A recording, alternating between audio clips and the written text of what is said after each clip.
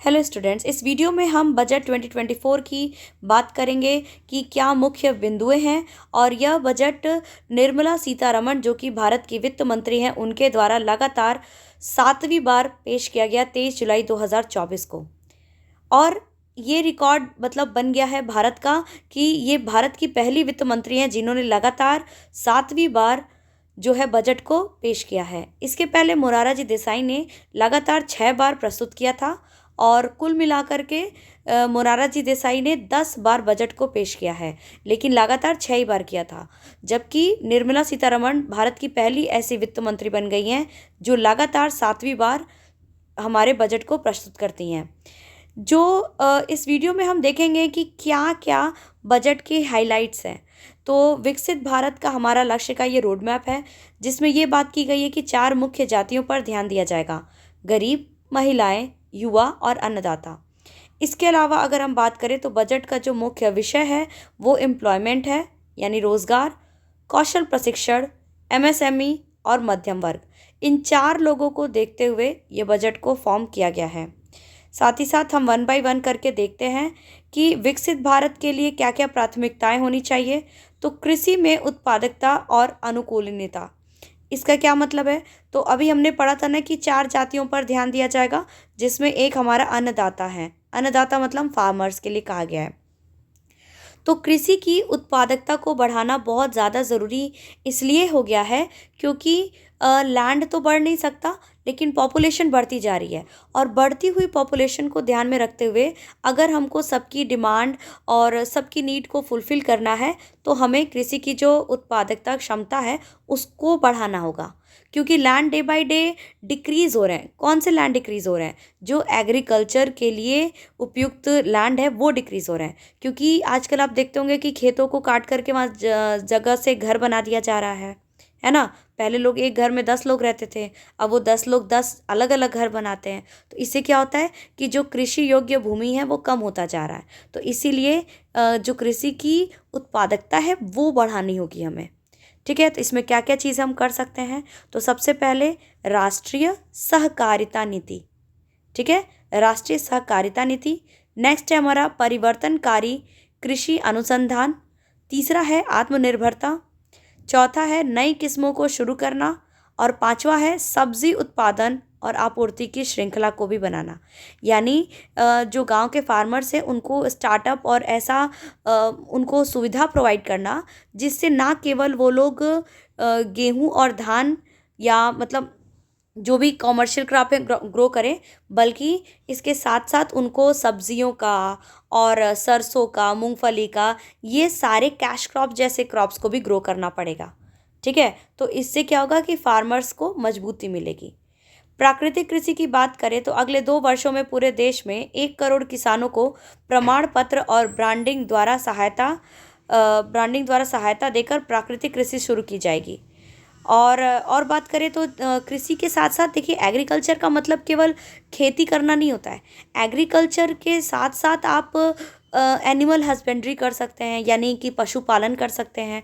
और गांव पे आप देखते होंगे तो ये बहुत ज़्यादा प्रचलित भी है। तो उसी में एक और दिया गया है पीसी कल्चर, यानी कि मछली उत्पादन। और मछली उत्पादन में भी देखिए दिया गया है झींगा उत्पादन और निर्यात। झींगा की खेती प्रसंस्करण और निर्यात के लिए नाबार्ड के माध्यम से वित्त पोषण की सुविधा उपलब्ध कराई जाएगी। इसके अलावा डिजिटल सार्वजनिक अवसंरचना यानी कि डीपीआई की बात करें, डीपीआई की बात अगर हम करें तो 3 वर्षों में किसानों और उनकी ज़मीन को शामिल किया जाएगा। साथ ही साथ 400 जिलों में डिजिटल फसल सर्वेक्षण किया जाएगा और जन समर्थ आधारित किसान क्रेडिट कार्ड भी जारी किया जाएगा। ये किसानों के लिए एक बहुत बड़ी उपलब्धि होगी जो कि इस बजट में शामिल किया गया है। साथ ही साथ अच्छा, ये बजट कब से कब तक करेगा? 2024-2025 का है। विकसित भारत के लिए क्या प्राथमिकताएं हैं? तो विकसित भारत के लिए प्राथमिकता यह है कि रोजगार और कौशल प्रशिक्षण। ये हमारा दूसरा, मैंने अभी बताया था ना, 4 जाति, जिसमें एक हो गया अन्नदाता, दूसरा कौशल प्रशिक्षण करना है, यानी युवाओं के लिए है ये। क्लियर है, युवाओं के लिए है ये। और आप ध्यान दीजिएगा, ये जितने भी आपको बजट में हाइलाइट्स बताया जा रहा है ये आपके एग्जामिनेशन पॉइंट ऑफ व्यू से बहुत इंपॉर्टेंट है। साथ ही साथ ये वीडियो वो लोग भी समझ सकते हैं जिनको मतलब बस करंट अफेयर में इंटरेस्ट है और जानना चाहते हैं कि बजट में क्या क्या पेश किया गया है। अगर हम बात करें रोजगार और कौशल प्रशिक्षण की, तो ये युवाओं के लिए है और इसमें पीएम का पैकेज है। क्या है? रोजगार संबंध प्रोत्साहन के लिए 3 योजनाएं बनाई गई हैं। क्या क्या है ये 3 योजना? योजना नंबर क जो है, यानी कि योजना क, इसमें पहली बार रोजगार प्राप्त करने वालों के लिए। योजना नंबर ख, विनिर्माण क्षेत्र में रोजगार सृजन, यानी कि मैन्युफैक्चरिंग सेक्टर में।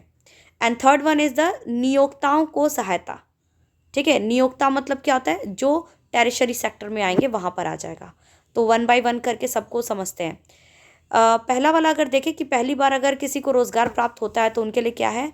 तो उनके लिए सभी औपचारिक क्षेत्रों में, यानी जितने भी फॉर्मल सेक्टर्स हैं उनमें पहली बार जो भी रोजगार प्राप्त करेगा उसको 3 किश्तों में 15,000 रुपये तक एक माह का वेतन।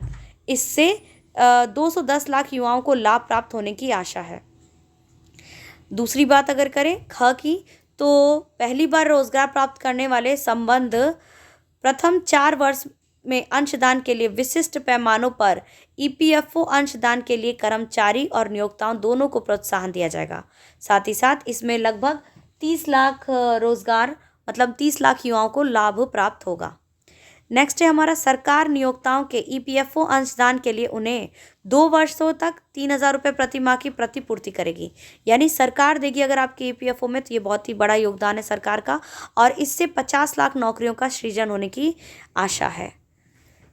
ठीक है, इसके बाद कौशल प्रशिक्षण कार्यक्रम में क्या है? तो 5 वर्षों की अवधि में 20 लाख युवाओं को कौशल प्रशिक्षण दिया जाएगा। और इसके साथ साथ अगर हम देखें तो कौशल संबंधी विषय वस्तु और पाठ्यक्रम को भी, मतलब फ्रेमवर्क को तैयार किया जाएगा। ये बहुत ही अच्छा है। और इसका एक और बता दें एग्जाम्पल, तो एनईपी जो नई एजुकेशन पॉलिसी 2020 आया, उसमें भी स्किल डेवलपमेंट के लिए हर कोर्स, इवन आप बीए करें, बीएससी करें या बीकॉम करें, उसमें स्किल डेवलपमेंट के लिए कोर्सेज गवर्नमेंट जो है वो ला रही है। क्योंकि जो आज की सरकार है ये कौशल प्रशिक्षण पे भी बहुत ज़्यादा ध्यान देती है, और केवल एकमात्र साधन नहीं होना चाहिए कोई भी कार्य करने का, मतलब कमाई करने का बहुत सारे कारक आप बना सकते हैं। तो इसलिए स्किल डेवलपमेंट बहुत ज़रूरी है। नेक्स्ट अगर हम देखें तो विकसित भारत के लिए क्या क्या प्राथमिकताएं हैं? तो समावेशी मानव संसाधन विकास और सामाजिक न्याय, इसमें ये बहुत ही अच्छा सोचा गया है। और ये किसके लिए है? गरीबों के लिए है। गरीबों के लिए कह सकते हैं, या मतलब ओवरऑल भारत के डेवलपमेंट के लिए है। तो इसमें समावेशी का क्या है? तो पूर्वोदय नाम का एक योजना शुरू किया गया है। पूर्वोदय, वर्ड को अलग अलग करेंगे तो पूर्व का उदय, यानी कि जो पूर्वोत्तर भारत है उसका उदय की बात की जा रही है। तो पूर्वोदय, विकास भी विरासत भी, क्योंकि यहाँ पर हमारा डेवलपमेंट भी करना है और साथ ही साथ ये भारत के लिए ना हेरिटेज है। ठीक है, तो विकसित भारत के लक्ष्य को प्राप्त करने के लिए, आर्थिक अवसरों का सृजन करने के लिए पूर्वी क्षेत्र के प्राकृतिक निधि संपन्न राज्यों के लिए योजना है। अब ये पूर्वी राज्य कौन कौन से हैं? तो इसमें बिहार, झारखंड, पश्चिम बंगाल और आंध्र प्रदेश शामिल किया गया है, जिसमें बिहार और आंध्र प्रदेश को स्पेशल देखभाल दिया जाएगा और स्पेशल उनको ट्रीट किया जाएगा, क्योंकि वहाँ पर मतलब बहुत सारी ऐसे हेरिटेज हैं जो इंडिया को डेवलपमेंट में और ज़्यादा आगे लेकर के चलेंगे। ठीक है, तो इस योजना का क्या नाम है? पूर्वोदय योजना। ये एग्जामिनेशन पॉइंट से बहुत ज़्यादा इंपॉर्टेंट है कि पूर्वोदय योजना के अंतर्गत कौन कौन से राज्यों को शामिल किया गया है। ठीक है, तो बिहार, झारखंड, पश्चिम बंगाल और आंध्र प्रदेश। गया, जो कि कहाँ पर है? बिहार में है। गया में औद्योगिक नोड के विकास के साथ अमृतसर कोलकाता औद्योगिक कॉरिडोर का निर्माण किया जाएगा। नेक्स्ट है हमारा, महिलाओं और बालिकाओं के लाभार्थ योजनाओं के लिए 3 लाख करोड़ रुपए से अधिक आवंटन। महिलाओं को बढ़ाना है। ठीक है, महिला सशक्तिकरण के लिए भी आप देख रहे हैं 3 लाख करोड़ रुपए का आवंटन किया गया है। नेक्स्ट है हमारा प्रधानमंत्री जनजातीय उन्नत ग्राम अभियान। इसमें 63,000 गाँव को कवर करते हुए आदिवासी समुदायों की सामाजिक आर्थिक स्थिति में सुधार किया जाएगा और इससे 5 करोड़ जनजातीय लोगों को लाभ होगा। ये अपने आप में बहुत बड़ा अचीवमेंट है। नेक्स्ट हमारा, पूर्वोत्तर क्षेत्र में इंडिया पोस्ट पेमेंट बैंक की 100 से अधिक शाखाएं खोली जाएंगी। इंडिया पोस्ट पेमेंट बैंक की अभी शाखाएं कम है, तो ऐसा माना जा रहा है कि पूर्वोत्तर क्षेत्र के डेवलपमेंट में इसको भी ओपन किया जाएगा। नेक्स्ट है हमारा आंध्र प्रदेश पुनर्गठन अधिनियम। आंध्र प्रदेश पुनर्गठन अधिनियम में जो फाइनेंशियल ईयर 24-25 है, जिसमें 15,000 करोड़ रुपए की वित्तीय सहायता दी जाएगी। ये अपने आप में बहुत बड़ा अमाउंट है। देश की खाद्य सुरक्षा सुनिश्चित करने के लिए पोलावरम सिंचाई परियोजना को पूरा करा जाएगा। विशाखापट्टनम और चेन्नई औद्योगिक कॉरिडोर पर कोपार्थी नोड में, हैदराबाद बेंगलुरु औद्योगिक कॉरिडोर में ओरवाकल नोड में पानी, बिजली, रेल और सड़कों जैसी आवश्यक अवसंरचना प्रदान की जाएगी। इसके बाद अगर हम देखें तो विनिर्माण और सेवाएं क्या है, तो एमएसएमई यानी जो स्मॉल स्केल इंडस्ट्रीज़ हैं या मीडियम एंड स्मॉल दोनों, उनको ऋण के लिए नया निर्धारण मॉडल। इसके साथ साथ स्ट्रेस अवधि के दौरान एमएसएमई को ऋण सहायता, मुद्रा ऋण यानी तरुण श्रेणी में ऋण सीमा को वर्तमान 10 लाख रुपए से बढ़ाकर 20 लाख रुपए किया गया है। यानी एक लिमिट थी जो पहले 10 लाख थी, अब 20 लाख कर दी गई है। इसके बाद अगर हम बात करें तो एमएसएमई में ऋण देने की गारंटी दी जा रही है। ऋण मतलब डेप्ट, ठीक है। ट्रेड्स के में अनिवार्य ऑन बोर्डिंग के लिए बढ़ा हुआ दायरा, और ये सारी चीज़ें इसमें किया जाएगा। इंटर्नशिप का भी अवसर दिया जाएगा। 5 वर्ष की अवधि में 1 करोड़ युवाओं को सिर्फ 500 कंपनियों में इंटर्नशिप के अवसर उपलब्ध कराया जाएगा। सीएसआर का मतलब क्या होता है? कॉरपोरेट सोशल रिस्पॉन्सिबिलिटी, ठीक है। कॉरपोरेट सोशल रिस्पॉन्सिबिलिटी अपने आप में एक बहुत इम्पॉर्टेंट टर्म है, क्योंकि इसमें समझिए कि ये क्या होता है कॉरपोरेट सोशल रिस्पॉन्सिबिलिटी। ये समाज के प्रति जो भी बिजनेस हैं, कॉरपोरेट हैं, उनका क्या दायित्व बनता है, तो उनके लिए वो कुछ अच्छे काम करते हैं, जैसे पॉवर्टी को हटाने के लिए, एजुकेशन के लिए, ये सारे काम करते हैं। तो सीएसआर का जो निधि है उसके माध्यम से प्रति माह यानी कि पर मंथ 5,000 रुपीज़ का भत्ता और 6,000 रुपये का एक कालिक सहायता दिया जाएगा, जो कि बहुत ही इम्पॉर्टेंट है। इसके बाद अगर हम बात करें तो शहरी विकास की बात करते हैं, तो इसमें स्टैंप ड्यूटी यानी कि महिलाओं द्वारा खरीदी गई संपत्तियों पर स्टैंप ड्यूटी को कम करने के लिए राज्य को प्रोत्साहित करना।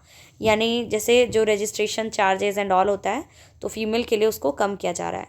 स्ट्रीट मार्केट की बात करें तो चयनित नगरों में 100 साप्ताहिक हाट तथा स्ट्रीट फूड हब विकसित करने की योजना। ये अपने आप में बहुत बड़ा रहेगा। किसके लिए? गरीब लोगों के लिए, जो वेंडर्स होते हैं, हॉकर्स होते हैं, जो रोड साइड अपने ठेले लगाते हैं, उनके लिए बहुत ही अच्छा है ये। इसके बाद है ट्रांजिट उन्मुख विकास। ट्रांजिट उन्मुख विकास में क्या है? 30 लाख से अधिक जनसंख्या वाले 14 बड़े नगरों के लिए ट्रांजिट उन्मुख विकास है, ठीक है। कितनी जनसंख्या? 30 लाख से अधिक। एंड नेक्स्ट है जल प्रबंधन, यानी कि जल आपूर्ति, सीवेज ट्रीटमेंट मतलब नालियों को सही तरीके से। आप देखेंगे अक्सर दिल्ली में या अब तो छोटे छोटे शहरों में भी जैसे ही बारिश होती है नालियों का पानी पूरा उभर जाता है। दिल्ली तो आधी डूब जाती है नालियों में, तो इसलिए सीवेज का ट्रीटमेंट भी बहुत ज़रूरी है। जल की आपूर्ति पूरी हो। ठोस कचरा प्रबंधन, वही नालियाँ साफ़ रहेंगी तो डेफिनेटली हो जाएगा, ठीक है। तो सीवेज को सफाई करना, ये सारे परियोजनाएँ तथा इन विश्वसनीय परियोजनाओं के माध्यम से 100 बड़े शहरों को सेवाएं उपलब्ध कराना इस योजना में कहा गया है। आवास से संबंधित आवश्यकताएं क्या हैं? तो पीएम आवास योजना की अगर हम बात करें तो 10 लाख करोड़ रुपए का निवेश करके 1 करोड़ शहरी गरीबों तथा मध्यम वर्ग की आवश्यकताओं की पूर्ति की जाएगी। ये बहुत बड़ा अचीवमेंट है। विकसित भारत की और क्या क्या प्राथमिकताएं हैं? तो ऊर्जा सुरक्षा बहुत इंपॉर्टेंट है, क्योंकि आज के टाइम पे जितनी चीज़ें हैं सब कुछ ऊर्जा से होने वाली है। नवीकरणीय ऊर्जा ले लीजिए चाहे अनवीकरणीय ऊर्जा। आपको अगर ऊर्जा और उनके स्रोत और नवीकरणीय ऊर्जा के बारे में पढ़ना है, एनर्जी के बारे में, तो आप कमेंट बॉक्स में लिखिएगा। मैं डेफिनेटली नेक्स्ट वीडियो एनर्जी के बारे में बनाऊंगी। तो इसमें ऊर्जा में क्या है? नाभिकीय ऊर्जा में निजी क्षेत्र के साथ पहल। भारत जो है नाभिकीय ऊर्जा यानी कि न्यूक्लियर एनर्जी में प्राइवेट सेक्टर के साथ भी इन्वॉल्वमेंट कर रहे हैं। साथ ही साथ पम्प्ड स्टोरेज पॉलिसी और AUSC ताप विद्युत संयंत्र, NTPC और BHEL यानी कि भेल का एक संयुक्त उद्यम पूर्ण क्षमता वाले 800 मेगावाट के वाणिज्यिक कॉमर्शियल संयंत्र की स्थापना करेगा। ये बहुत ही अच्छी चीज़ है, बहुत बिग अचीवमेंट होगा। इसके साथ साथ एक बहुत ही अच्छी योजना है, इसका लाभ हम सभी उठा सकते हैं। और इसमें क्या है? PM सूर्य घर मुफ्त बिजली योजना। ये योजनाओं के बारे में UPSC से लेकर के हर एग्ज़ाम में आपसे पूछा जा सकता है। तो पीएम सूर्य घर मुफ्त बिजली योजना क्या है? तो ये 1 करोड़ घरों को मुफ्त बिजली मिलेगी। कितने करोड़ घरों को? 1 करोड़ घरों को मुफ्त बिजली मिलेगी। कहाँ तक? 300 यूनिट तक प्रति माह। और अब तक 1.2 करोड़ पंजीकरण और 14 लाख आवेदन भी हो चुके हैं। इसमें है क्या? घर के ऊपर सोलर पैनल लगाया जाएगा, ठीक है। जिसके घर के ऊपर भी जगह है, आप सोलर पैनल लगाइए और उसके द्वारा बिजली जो है आपको मिलेगी, ठीक है। फिर अवसंरचना क्या है इसका? अवसंरचना के लिए 11,11,111 का प्रावधान किया गया है, जो जीडीपी का 3.4% है। संसाधन आवंटन को सहायता प्रदान करने के लिए राज्यों को दीर्घावधिक ब्याज मुक्त ऋण में से 1.5 लाख रुपए करोड़ और 25,000 ग्रामीण बसावटों को 12 मासी सड़क संपर्क उपलब्ध कराने के लिए PNGSY का चरण 4 शुरू किया जाएगा, ठीक है। यानी गांव को शहरों से जोड़ना है, गांव की सड़कों को बढ़िया बनाना है। सिंचाई एवं बाढ़ उपशमन, ये क्या है? तो सिंचाई की फैसिलिटी को अच्छी करनी है। और एक और चीज़, जितने भी पहाड़ी क्षेत्र हैं वहाँ पे बाढ़ बहुत ज़्यादा आता है, तो बाढ़ को कंट्रोल तो कर नहीं सकते, लेकिन प्रबंधन किया जा सकता है, मैनेजमेंट किया जा सकता है। कौन कौन से राज्य? असम, सिक्किम और उत्तराखंड में बाढ़ प्रबंधन और संबंधित परियोजनाओं के लिए सहायता। हिमाचल प्रदेश में पुनर्निर्माण और पुनर्वास के लिए सहायता, ठीक है। पर्यटन बढ़ाया जाएगा। पर्यटन आज के टाइम पे इंस्टा की रील्स और यूट्यूब और ये सारी चीज़ों से टूरिज़्म को बहुत बेनिफिट हुआ है, क्योंकि लोग एक दूसरे का सोशल मीडिया पे फ़ोटो और रील्स देख देख करके उस जगह पे जाना शुरू कर दिए हैं। चाहे वो तीर्थ स्थल हो या कोई भी टूरिस्ट प्लेस हो, तो पर्यटन को बहुत ही लाभ मिला है सोशल मीडिया से। तो पर्यटन को भी बढ़ावा देने से डेफिनेटली हमारे जीडीपी में अच्छा ग्रोथ होगा, क्योंकि जो पर्यटन है ना वो हमारे टेरिशरी सेक्टर में आता है। तो पर्यटन की बात अगर करें तो काशी विश्वनाथ मंदिर कॉरिडोर के मॉडल पर विष्णुपद मंदिर कॉरिडोर और महाबोधि मंदिर कॉरिडोर का विकास किया जाएगा। काशी विश्वनाथ मंदिर 12 ज्योतिर्लिंग में से एक है, जो कि कहाँ पर है? बनारस में है, उत्तर प्रदेश। उसी के मॉडल पर जैसा बना है ना वो कॉरिडोर, उसी के मॉडल पर विष्णुपद मंदिर कॉरिडोर और महाबोधि बौद्ध धर्म को डेडिकेटेड है, उसका विकास किया जाएगा। इसके साथ साथ हिंदुओं, बौद्ध और जैन धर्म के धार्मिक महत्व के स्थल राजगीर के लिए व्यापक विकास पहल। वहाँ पर भी अब टूरिस्ट लोग जाएंगे। कौन जाएगा? बुद्धिज़्म से फॉलो करने वाले लोग, बुद्धिज़्म को फॉलो करने वाले, जैनिज़्म और हिंदुइज़्म, इन तीनों धर्म के लोग वहाँ जाएंगे, तो डेफिनेटली पर्यटन बहुत अच्छा होगा। और पर्यटन अच्छा होने से पता है क्या बेनिफिट होता है? आसपास के लोकल लोगों को भी बहुत बेनिफिट मिलने लगता है, उनका रोज़गार बढ़ जाता है, ठीक है। एंड बिहार में एक और बहुत अच्छा डेवलपमेंट होगा। नालंदा विश्वविद्यालय को इसका गौरवशाली, one of the oldest university of the world, पूरी दुनिया का, तो उसको स्थान दिलाने के लिए नालंदा का एक पर्यटन स्थल के रूप में विकास किया जाएगा। लोग विजिट करने जाएंगे। एंड साथ ही साथ ओडिशा के सर्वोत्कृष्ट पर्यटन स्थल बनाने वाली इस दृश्यात्मक सुंदरता, मंदिरों, स्मारकों, कारीगरी, वन्यजीव अभयारण्यों, प्राकृतिक भौगोलिक सौंदर्य और मनोरम समुद्र तट के विकास के लिए भी सहायता किया जा रहा है। देखिए, उड़ीसा और बिहार थोड़े गरीब राज्य हैं, तो इन राज्यों में अगर पर्यटन बहुत अच्छा हो जाएगा ना, क्योंकि यहाँ पर हमारा मतलब अगर हम देखें तो हेरिटेज बहुत ही अच्छा है, ठीक है। तो अगर अच्छा हो जाएगा तो डेफिनेटली डेवलप करेगा ये दोनों स्टेट। साथ ही साथ अगर हम बात करें तो नव प्रवर्तन, अनुसंधान और विकास की बात करें तो इसमें भी आप देखिए 1 लाख करोड़ रुपए के वित्त पोषण पूल के साथ वाणिज्यिक स्तर पर निजी क्षेत्र प्रेरित अनुसंधान और नव प्रवर्तन। अंतरिक्ष अर्थव्यवस्था की बात करें तो 1,000 करोड़ रुपए का एक वेंचर कैपिटल फंड बनाया जाना है। अगली पीढ़ी के सुधार के लिए हम क्या करेंगे? सस्टेनेबल डेवलपमेंट, ठीक है। तो अगली पीढ़ी के सुधार के लिए सबसे पहले शहरी क्षेत्रों में GIS मैपिंग के साथ भू अभिलेखों को डिजिटल किया जाएगा।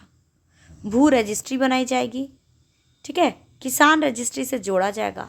सभी भूखंडों के लिए अनन्य भूखंड पहचान संख्या अथवा भू आधार, जैसे हमारा आधार कार्ड होता है वैसे ज़मीन का भी होगा। और वर्तमान स्वामित्व के अनुसार मानचित्र उप प्रभाग का सर्वेक्षण, यानी कि ज़मीन के खरीद बेच में भी फ्रॉडगिरी अब नहीं चलेगा। ठीक है, ये सारा हो गया हमारा एकदम शॉर्ट में अगर हम देखें तो पूरा बजट का ओवरव्यू है। आप ये अपने आंसर राइटिंग में भी यूज़ कर सकते हैं। और कर प्रस्ताव की जो बात की जा रही है, ये हम एक बार कर प्रस्ताव को भी देख लेते हैं कि जो नई कर व्यवस्था है वो क्या है और कैसे है। तो कर व्यवस्था की बात अगर करें तो जितने भी कर मतलब टैक्स, तो टैक्स को और सिंप्लीफाई कर दिया गया है। ठीक है, दवाइयों को सस्ता कर दिया गया है। मतलब देखिए, जो हमारा टैक्स सिस्टम आया है ना, सबसे इम्पॉर्टेंट वाला बात तो ये है, टैक्स सिस्टम जो है इसमें लाभ पाने वाले कौन कौन से क्षेत्र हैं। तो दवाइयाँ थोड़ी सस्ती हो गई हैं, मोबाइल उद्योग हो गया सस्ता, उनको फ़ायदा मिला है, मतलब ये समझिए। इसके अलावा घरेलू मूल्य संवर्धन, समुद्री निर्यात, ऊर्जा स्रोतों में बदलाव और महत्वपूर्ण खनिज क्षेत्रों को बढ़ावा मिलेगा। प्रत्यक्ष कर प्रस्ताव में क्या है, तो जो आपका इनकम टैक्स है ना, उसका स्लैब रेट भी नया आ गया है। ये इनकम टैक्स का स्लैब रेट अगर आपको देखना होगा और डिटेल में समझना होगा, प्लीज़ कमेंट। मैं इसका नया वीडियो भी बना दूंगी जो केवल हमारे टैक्स से होगा कि नया बजट में टैक्स की क्या बात की गई है। तो टैक्स की अगर हम बात करें तो 0 से 3 लाख तक लोगों को शून्य यानी कि ज़ीरो टैक्स देना होगा। 3 लाख तक की इनकम पे ज़ीरो आपको देना होगा। ठीक है, 3 से 7 लाख पे आपको 5% देना होगा। 7 से 10 लाख कमाने वालों को 10% देना होगा। 10 से 12 पे 15%, 12 से 15 लाख पे 20%, और जैसे ही 15 लाख से आप ऊपर की तरफ जाएंगे आपको एकदम फ्लैट 30% हो जाएगा। ठीक है, तो 30% आपको देना पड़ेगा टैक्स। और ओवरऑल पुराने वाले ओल्ड टैक्स रिजाइम और न्यू टैक्स रिजाइम में अगर हम देखें तो 17,500 रुपये तक की बचत की बात की गई है। वेतनभोगी कर्मचारियों के लिए मानक कटौती 50,000 से बढ़ाकर 75,000 कर दी गई है। पेंशन भोगियों के लिए पारिवारिक पेंशन पर कटौती 15,000 से बढ़ाकर 25,000 कर दी गई है। ठीक है, तो कहाँ पे आता है रुपया देख लीजिए, ये ऐसे दिया हुआ है टोटल, और कहाँ जाता है ये भी इसका दिया हुआ है। ये हम नेक्स्ट वीडियो में पूरा डिटेल में एक्सप्लेन करेंगे। और किस किस चीज़ों के लिए खर्चा ज़्यादा किया जाता है, तो सबसे ज़्यादा डिफेंस के लिए, रक्षा के लिए, फिर ग्राम के विकास के लिए, फिर एग्रीकल्चर, फिर गृह मंत्रालय, शिक्षा के लिए, सूचना प्रौद्योगिकी एवं दूरसंचार के लिए यानी कम्युनिकेशन, स्वास्थ्य के लिए, ऊर्जा के लिए, समाज कल्याण के लिए, एंड नेक्स्ट आता है हमारा वाणिज्य और उद्योग के लिए।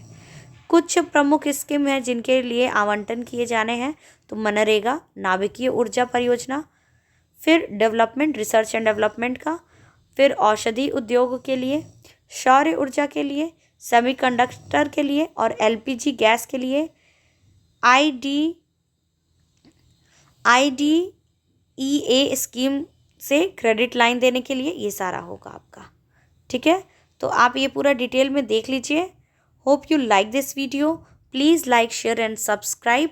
और प्लीज़ आप इसको देखिए और अपने फ्रेंड्स को भी शेयर कीजिए।